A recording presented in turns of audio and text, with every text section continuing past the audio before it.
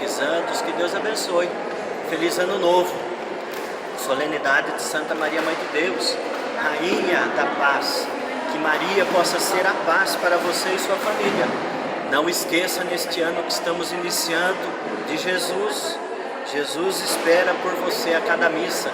Jesus quer a sua presença na missa do santuário e das comunidades. Que Nossa Senhora Rainha da Paz abençoe a cada um de vocês.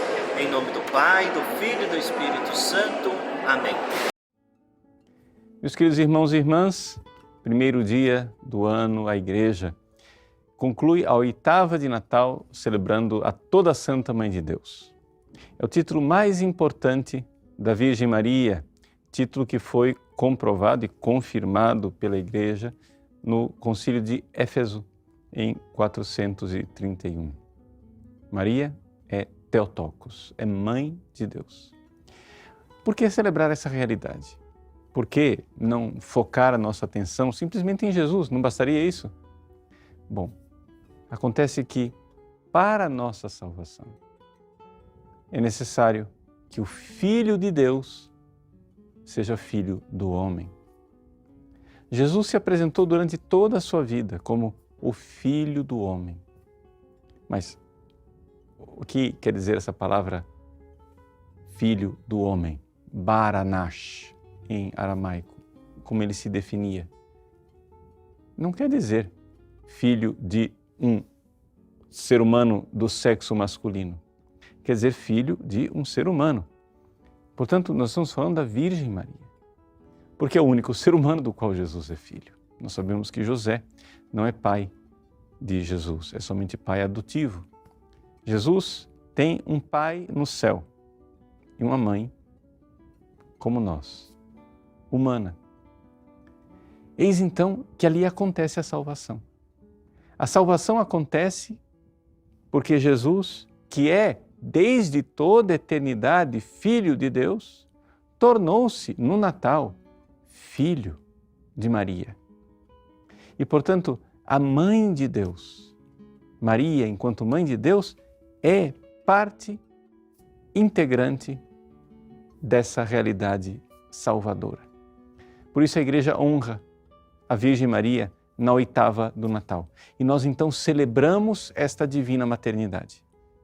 Santo Tomás de Aquino, que tinha um estilo sempre um pouco moderado e não era nunca dado a exageros, Santo Tomás de Aquino, que não exagerava em nada, diz que a maternidade divina de Nossa Senhora tem uma dignidade que poderíamos chamar de infinita. Ou seja, ela é humana, claro, mas a dignidade da maternidade é infinita. Por quê? Porque ela é mãe de Deus. Ou seja, Maria é mãe de uma pessoa divina. Uma única pessoa divina é filha de Deus. Portanto, Deus de Deus, luz da luz, Deus verdadeiro de Deus verdadeiro, gerado e não criado, consubstancial ao Pai. E essa única pessoa divina tornou-se no tempo Filho de Maria, nascido no poder do Espírito Santo, igual a nós homens em tudo, exceto no pecado. Uma única pessoa divina é Deus, uma única pessoa divina é homem. Portanto, nós dizemos que ela é Mãe de Deus. Nós repetimos e louvamos Maria com este título de Mãe de Deus em todas as Ave-Marias que nós rezamos. Santa Maria, Mãe de Deus, rogai por nós, pecadores.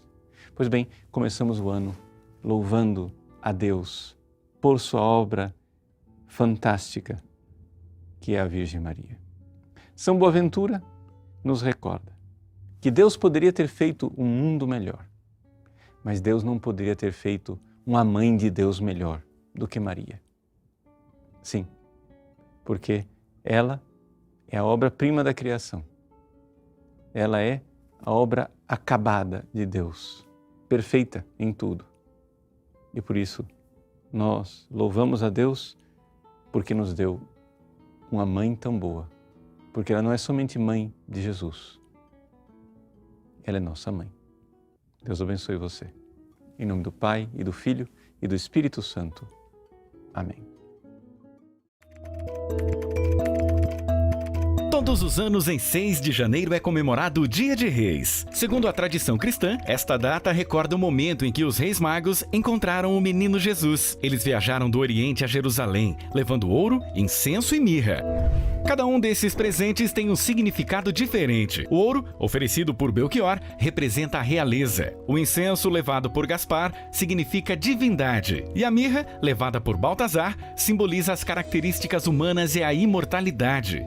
Em alguns países como México e Espanha, por exemplo, essa comemoração é tão importante que, ao invés das crianças ganharem presentes na noite de Natal, os pequenos esperam ansiosos pelo primeiro domingo do ano. Já os europeus costumam ir às ruas para acompanhar uma grande procissão e ver o desfile dos 3 Reis Magos. A Igreja Católica também reconhece a data como a solenidade da Epifania do Senhor. Esse termo, de origem grega, significa manifestação, revelação, aparição. Esse acontecimento cristão é citado na Bíblia e pode ser lido no capítulo 2, no Evangelho de Mateus. A festa de Reis também é considerada a última grande comemoração do ciclo de Natal. A partir de então, inicia-se um novo tempo litúrgico. É quando acaba o tempo da expectativa e começa o ano comum. Por isso, 6 de janeiro é a data escolhida para desmontar o presépio, a árvore e guardar as decorações natalinas.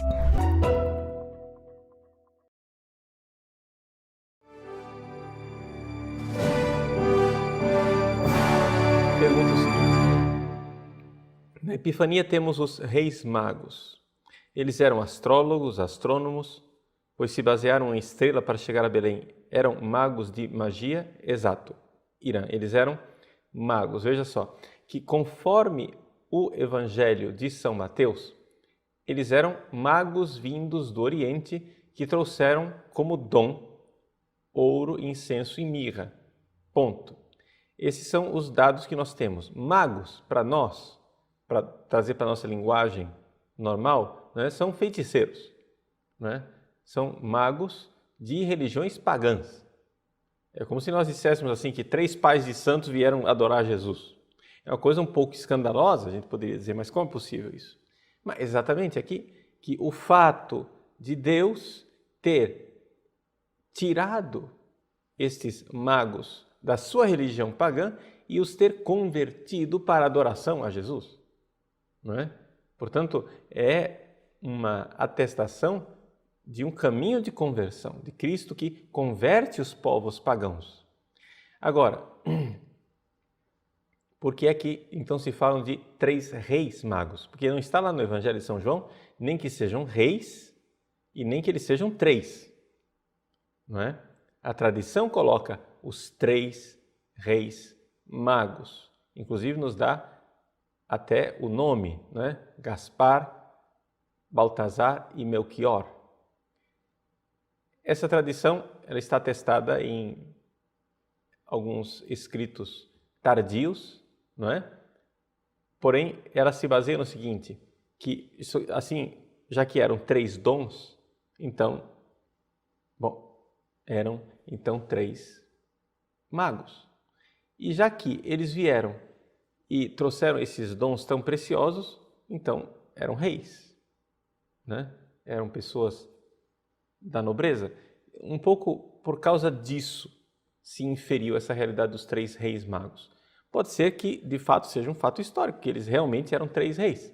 Nós temos, por exemplo, na Catedral de Colônia, na Alemanha, lá está a sepultura dos 3 reis magos, que conforme a tradição, né, seriam esses 3 homens que trouxeram os 3 dons para adorar o menino Jesus. Nós não temos certeza histórica disso, mas se você quiser seguir essa tradição, seria esse o fundamento.